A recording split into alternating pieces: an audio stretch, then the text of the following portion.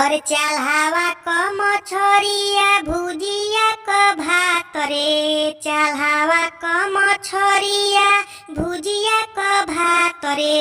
एको चाउर छुटी समधिराम डारबा मोटका बाँस रे।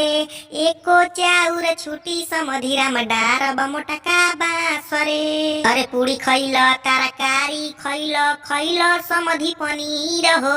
ओहु पमन नाही भरे त खाल दीदी के अपने खीर हो।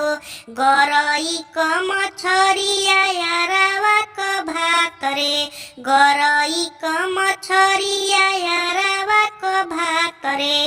एको चौरा छुटी समधिराम डारबा मोटका बाँस रे।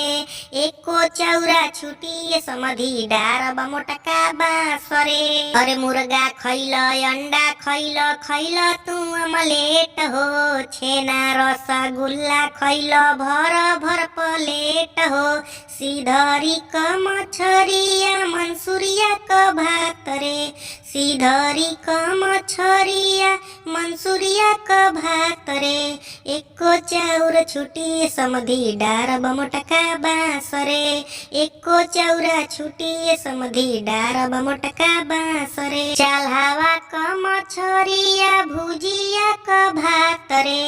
एको चाउर छुटी समधिराम डारबा मोटका बाँस रे।